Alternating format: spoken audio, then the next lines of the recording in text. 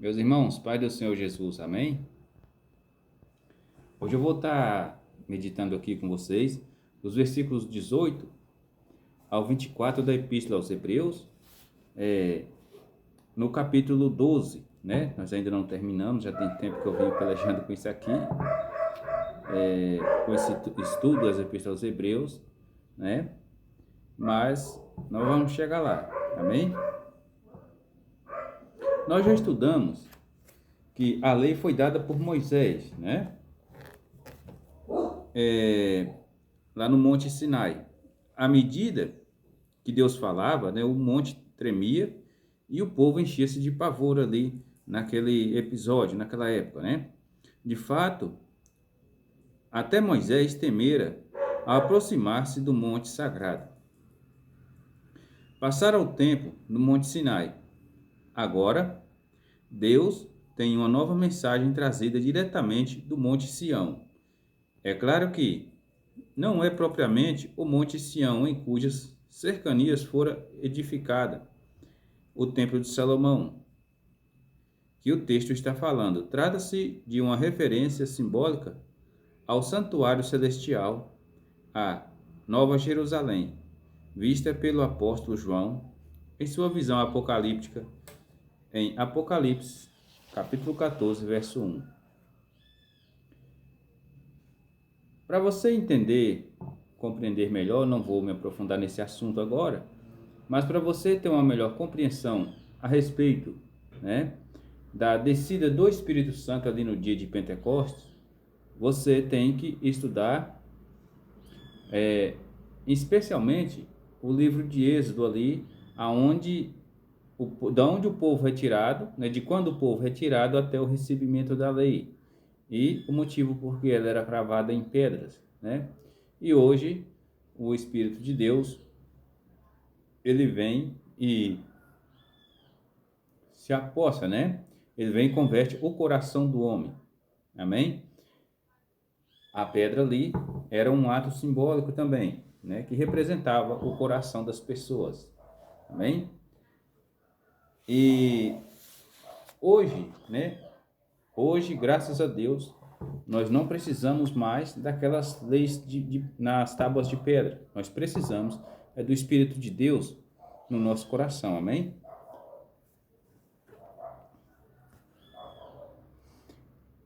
No versículo 18, no verso 18 em diante, diz o seguinte: porque não chegastes ao monte palpável, aceso em fogo, e a escuridão, e trevas, e a tempestade, e ao sonido da trombeta, e a voz das palavras, a qual os que a ouviram pediram que se lhes não falasse mais, porque não podiam suportar o que lhes mandava. Se até um animal tocar o monte, será apedrejado. Então, e tão terrível era a visão que Moisés diz: estou todo assombrado e tremendo. Mas chegastes ao monte Sião e à cidade do Deus vivo, a Jerusalém celestial e aos muitos milhares de anjos, a universal assembleia e igreja dos primogênitos, que estão inscritos nos céus, e a Deus, o juiz de todos, e aos espíritos dos justos aperfeiçoados. Verso 24. E a Jesus, o mediador de uma nova aliança, e ao sangue da aspersão, que fala melhor do que o sangue de Abel. Amém? O versículo 18, meus irmãos, ele vem nos trazer aqui, como eu já disse na introdução, aqui, o versículo 18, o autor descreve, né, o Monte Sinai no momento em que a lei foi entregue a Israel, né? Ali em Êxodo capítulo 19, verso 16, e Deuteronômio, capítulo 4, versos 11 e 12, né? Isso aqui é uma transcrição, o autor apenas transcreveu este versículo, como os outros também que eu vou relatar daqui em diante. né? Em Êxodo, em Deuteronômio, né? 4, versos 11 e 12, a palavra de Deus nos diz o seguinte: E vós vos chegastes e vos pusestes ao pé do monte, e o monte ardia em fogo até ao meio dos céus, e havia trevas e nuvens e escuridão. Então o Senhor vos falou por meio do fogo, e a voz das palavras ouvistes, porém, além da voz, não vistes semelhança nenhuma, né? Então vos anunciou ele o seu conserto, que vos prescreveu os 10 mandamentos e os escreveu em 2 tábuas de pedra. Amém? Aqui, o versículo 19, né? Ele vai nos dizer o seguinte: E ao sonido da trombeta e à voz das palavras, ao qual os que a ouviram pediram que se lhe não falasse mais, né? Aqui, o autor, né, novamente, ele transcreve Êxodo 20, do 18, versículo 18 ao 21. Quando Deus transmitiu, né, os 10 mandamentos, o povo estava com medo da santidade, né, aterradora de Deus. Eles queriam que Moisés fosse o mediador deles, né, temendo que, se Deus lhes falasse diretamente, morreriam, né? Êxodo, capítulo 20, versículo 19, e Deuteronômio 5, do versículo 25 ao 27. Pois o Senhor veio como fogo consumidor. Deuteronômio 4, 24, 5, 24 e 25. Entretanto, o propósito de Deus, né, era assustá-los para que voltassem à razão e parassem de pecar, né? Êxodo 20, versículo 20. Amém? Então aqui, nesses 2 versículos, nós já entendemos, né, o que Deus queria com aquele ato de assustar, né, digamos assim, de assustar aquelas pessoas.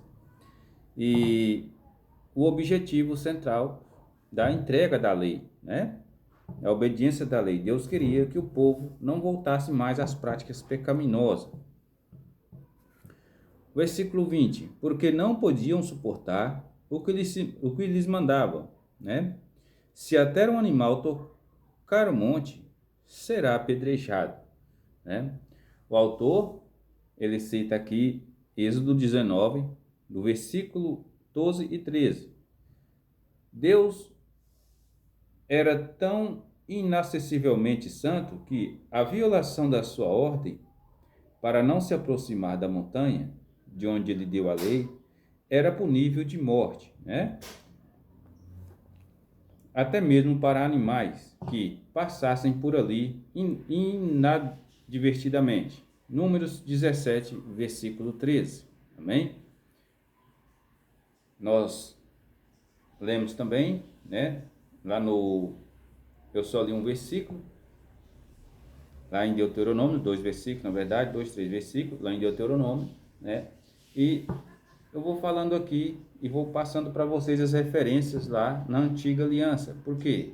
Porque aqui o autor, meus irmãos, ele só reescreve, né, algumas coisas lá daqueles versículos, ele faz alguns trocadilhos de palavras, né, mas o texto é o mesmo, o sentido é o mesmo. Ele está fazendo uma comparação entre a entrega da lei naquela época, né, e a entrega do Espírito na nossa época, né, que começou a partir do dia de Pentecostes.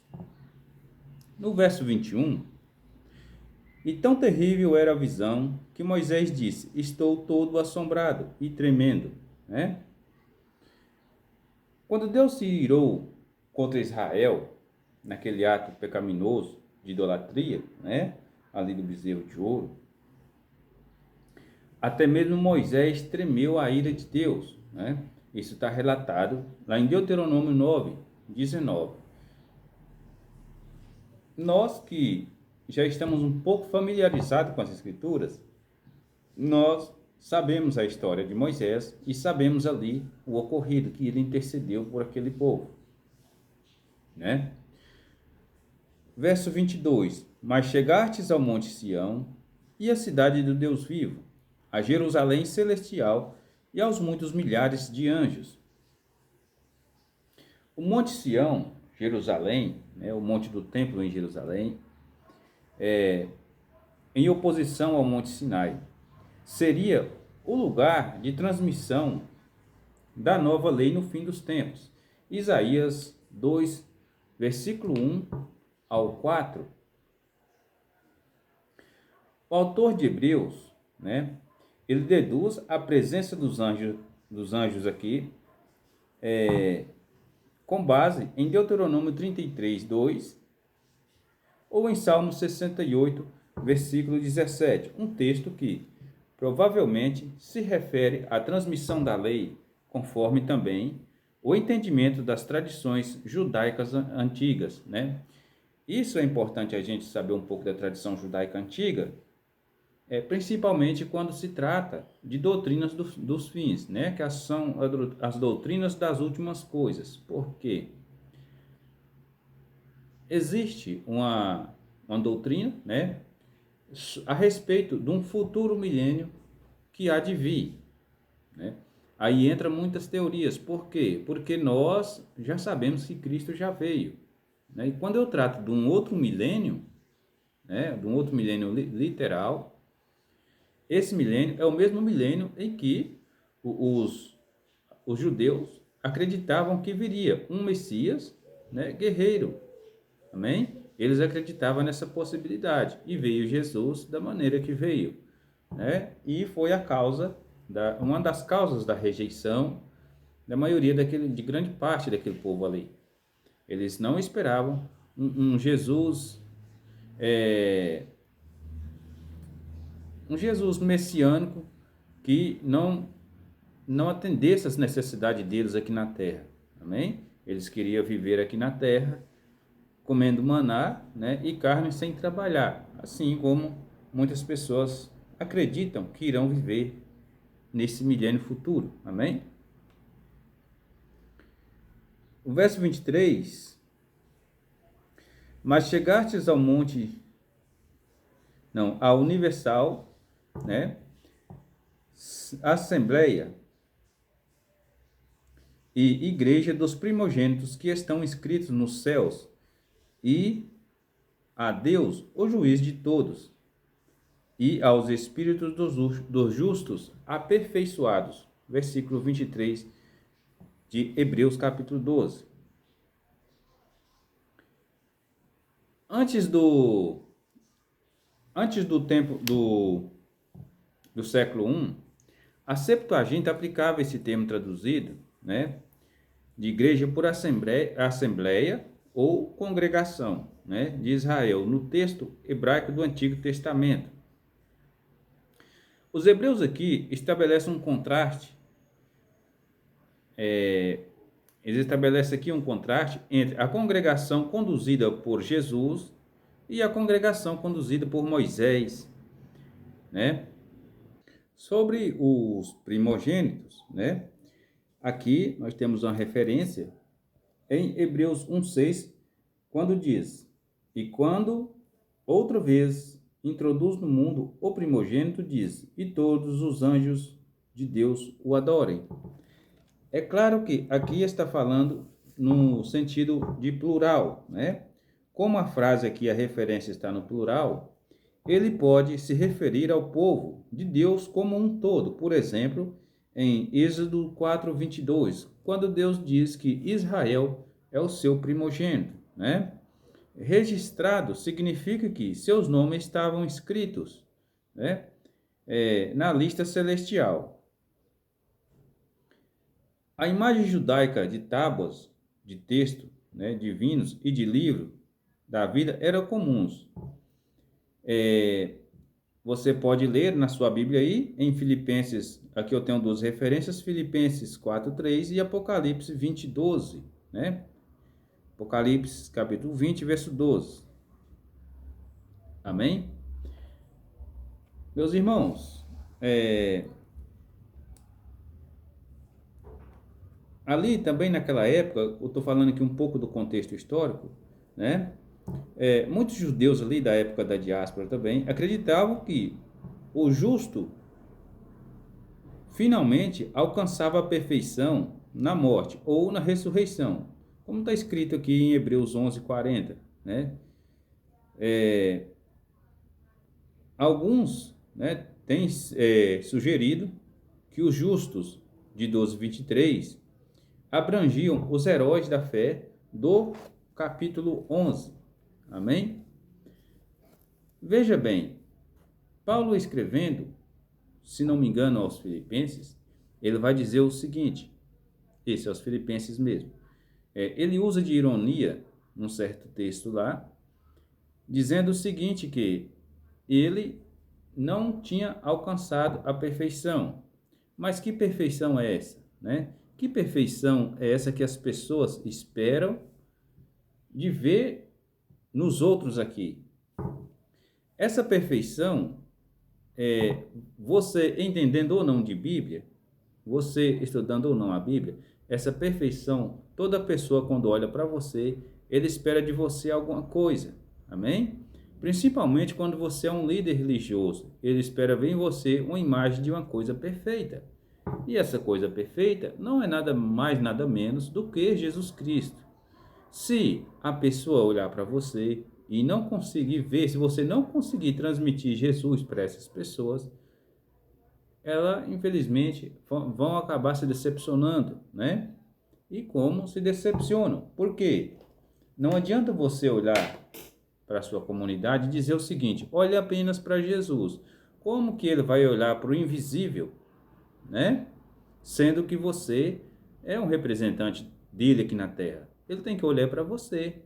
Ele tem que ver Jesus através de você e não através do invisível. Ele não consegue enxergar. Amém? Nós não conseguimos ver o invisível, né? Nós sabemos muito bem disso. Amém? Meus irmãos, e outra coisa, Moisés foi considerado um mediador da primeira aliança, né? Como mediador também da segunda aliança, né? No verso 24, a palavra de Deus diz o seguinte: e a Jesus, o mediador de uma nova aliança, e ao sangue da aspersão, que fala melhor do que o sangue de Abel. Vamos entender um pouco disso aqui, amém? Como eu já disse, Moisés, ele foi considerado um mediador da primeira aliança. E como foi, né? Em Hebreus 9:15, Hebreus 8:6-13, né? Jesus iniciou, ou Jesus precisou inaugurá-la, essa nova aliança, também com aspersão de sangue, mas dessa vez ele aspergiu o seu próprio sangue. Amém? Em Hebreus 9, versículo 15-22. O sangue de Abel falava trazendo condenação contra o seu assassino, né? Gênesis 4:10 e Provérbios 21:28. Amém? O sangue também clama, é também visto, o sangue que clama é também visto, né? Nos textos de Deuteronômio 21, versículo 1-9, né? E Mateus 23, verso 25, para as tradições sobre o testemunho do sangue de Zacarias, né? Outras histórias também rabínicas ali tinham sugerido naquele meio ali, mas Jesus ele vem trazer para nós essa mensagem sobre Zacarias, onde ele diz que o sangue de Zacarias clamava, amém? Desde a terra. Então, o que isso quer dizer para nós nos nossos dias? As coisas, de fato, não mudaram, né? As coisas não mudaram. Nós sabemos e entendemos existem fatos históricos que comprovam isso, que várias religiões nos seus inícios ali, a partir depois de Jesus, somente os cristãos ali que não mataram pessoas, né? Algumas religiões no decorrer do tempo, né? Nós temos aí a Santa Inquisição e várias outras guerras religiosas que houve no meio do tempo, né? Nesse período aí passado, onde foram mortas várias pessoas, muitas pessoas. Por quê? As pessoas, elas queriam impor uma ideologia, que era a ideologia do cristianismo, a força. E não é a força. É como Deus diz na palavra dele, não é por força nem por violência, é pelo meu espírito. Amém? Quando as pessoas rejeitavam ou tinham outro tipo de opinião, essas pessoas eram mortas. Zacarias, né, ali num sistema religioso da época dele, foi pregar, foi morto, né, assim como todos os outros. Né? Na época de Jesus, ali já tinha, dentro de Jerusalém ali, naquele contexto ali, tinha 5 religiões principais dominantes ali, 5 facções religiosas. Fariseus, essênios, saduceus, zelotes, né, herodianos. Então, tinha essas facções ali, o povo já estava dividido. Daí vem João Batista pregando, num cenário muito esquisito, totalmente fora do padrão de todas essas religiões, né? Logo em seguida aparece Jesus pregando, né? Nós sabemos o que aconteceu com João Batista, o que aconteceu com Jesus e também com os outros discípulos. E no decorrer da história, também teve muitos anos de perseguição ao cristianismo, aos cristãos verdadeiros e mortes. O que eu entendo sobre isso aqui, e o que eu quero transmitir para vocês é o seguinte: nós sabemos que o sangue dessas pessoas foram cobrados, porque aqui a Bíblia diz que o sangue de Abel clamava e o sangue de Zacarias. As Escrituras, ela vai nos dizer que as almas, né, dos que estão embaixo do trono de Deus clamam, né, sempre elas clamam dia e noite, até quando, Senhor, tu não vais vingar a nossa morte. Isso, meus irmãos, traz um certo pânico, um certo pavor em quem lê as Escrituras. Por quê? Se você faz parte de algum grupo religioso que de alguma maneira mataram pessoas, né, mataram pessoas inocentes só porque não recebeu a mensagem do Evangelho, não quis, só porque a pessoa rejeitou essa mensagem, o sangue dessas pessoas vão ser cobrados. E se você está no meio dos criminosos, você é conivente com o crime. Amém? Você é simplesmente conivente com o crime. Você está aceitando o crime passivamente. Você está alimentando criminosos. Amém? Que Deus continue nos abençoando. Depois eu trago mais algumas informações aqui sobre o nosso livro de Hebreus. Amém?